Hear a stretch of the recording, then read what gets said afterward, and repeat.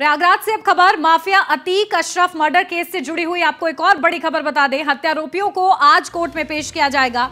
SIT ने police custody के लिए प्रार्थना पत्र दिया है। तीनों आरोपियों को प्रतापगढ़ जेल से प्रयागराज लाया गया है। सीजेएम कोर्ट में तीनों आरोपियों को आज पेश किया जाएगा।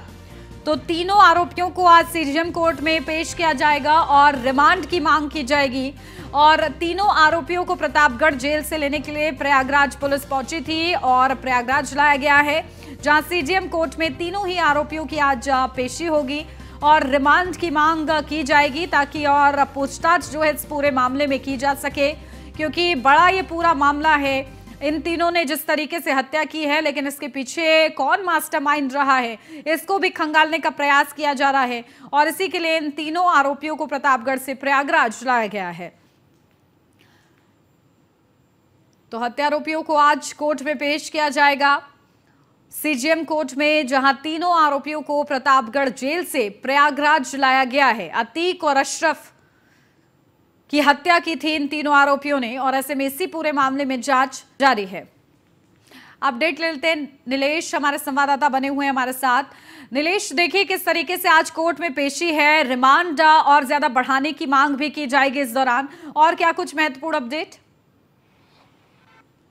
बिल्कुल आपको बता दूं कि प्रयागराज पुलिस जो सुबह 7 बजे प्रतापगढ़ जेल पहुंचती है और भारी सुरक्षा व्यवस्था के बीच में जो तीनों आरोपी हैं अरुण, लवलेश और सनी पुराने, उसको लेकर प्रयागराज वापस आ चुकी है और प्रयागराज के रिजर्व पुलिस लाइन में रखा गया है। हालांकि मेन गेट से न ले जाकर पीछे वाले से रिजर्व पुलिस लाइन में रखा गया है तीनों आरोपियों को और वहां पर भी भारी सुरक्षा व्यवस्था के इंतजाम किए गए हैं। उसके बाद की अगर हम बात करें तो कुछ देर बाद जो है सीजेएम कोर्ट में तीनों की पेशी होगी और वहां कोर्ट की अगर हम बात करें तो कोर्ट में भी भारी सुरक्षा व्यवस्था के इंतजाम किए गए हैं, ताकि जिस तरीके से अतीक और अहमद की सुरक्षा में चूक हुई है, इन तीनों की सुरक्षा में चूक ना हो, क्योंकि ये भी कई अहम राज खोल था। क्योंकि इनके पास से जो गिरसान और जिगाना मेड पिस्टलें बरामद हुई थी, वो कहीं ना कहीं तमाम तार विदेशों से जोड़ती हुई नजर आ रही हैं। फिलहाल तीनों को भारी सुरक्षा व्यवस्था के बीच में पुलिस लाइन में रखा गया और तीनों की कस्टडी रिमांड ली जाएगी। उसके बाद एसआईटी टीम कहीं ना कहीं कॉल्विन अस्पताल में जाकर सीन को रिक्रिएट कर सकती है कि कितनी दूरी से गोलियां चलाई गई, कौन कौन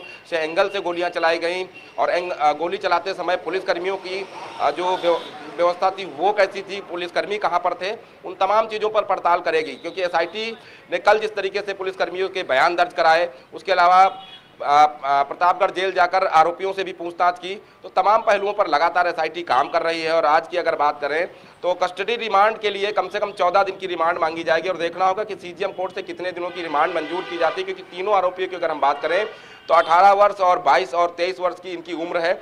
और सनी पुराना की अगर हम बात करें तो उसके ऊपर 16 मुकदमे हमीरपुर में दर्ज हैं और वो सुंदर भाटी से जेल में ही उसने मुलाकात की थी, जिसके बाद रिहा होने के बाद वो पश्चिमी यूपी गया था, जहां पर सोडी से मुलाकात की। कहा सोडी का कनेक्शन भी इसमें निकलकर सामने आया कि दिल्ली में जब सोडी का इनकाउंटर होता है उस समय बेस कीमती पिस्टलें, चाहे वो गिरसान हो या जिगाना हो, दोनों को जो है सनी पुराने के पास सुरक्षित रखा गया था। उन्हीं पिस्टलों का इस्तेमाल अतीक और अशरफ के हत्याकांड में किया गया है। तो कहीं ना कहीं ये दोनों महत्वपूर्ण अपडेट दे सकते हैं पूछताछ के दौरान कि किस तरीके से इनको पिस्टलें मुहैया कराई गई, पैसे की व्यवस्था कहाँ से हुई।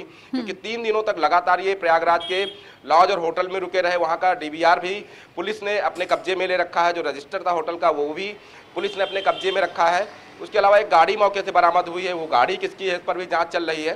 देखना होगा कि आज जब कोर्ट में तीनों की पेशी होती है उसके बाद क्या कुछ निकलकर सामने आता है, कितने दिनों की रिमांड मिलती है और रिमांड के दौरान क्या कुछ खुलासे करते हैं। क्योंकि ये 3 जो शूटर्स हैं वो कहीं ना कहीं अलग अलग जनपदों के रहने वाले हैं। चाहे हम हमीरपुर की बात करें, बांदा की बात कर लें, कासगंज की बात कर लें, तो तीनों अलग जनपदों के रहने वाले और महज उम्र इनकी 25 साल से अंदर है। तो ऐसे में सवाल ये उठता है कि इनको इतनी महंगी पिस्टलें, खासतौर पर गिरसान और जिगाना पिस्टल की बात करें तो हिंदुस्तान में पूरी तरीके से प्रतिबंधित है और हिंदुस्तान के अंदर अवैध रूप से जब कोई ये हथियार बेचता है तो करीब 7 से 10 लाख रुपए एक पिस्टल की कीमत होती है। उसके अलावा अगर हिंदुस्तानी पिस्टलों की हम बात करें तो 9mm की पिस्टल होती है और बहुत आसानी के साथ 50 से 70 हजार रुपए में मुहैया हो जाती है। लेकिन इन पिस्टलों की कीमत के आगे देखिए कुल मिलाकर कहीं ना कहीं साजिश की शुरुआत कैसे हुई और किस तरीके से इन लोगों ने हत्या को अंजाम दिया तक का जो पूरा इन लोग की प्रक्रिया रही है सोचने की, उस पर जांच की जाएगी और क्या बड़े खुलासे होते हैं देखना होगा। नजर बना के रखिएगा। बहुत शुक्रिया आपका।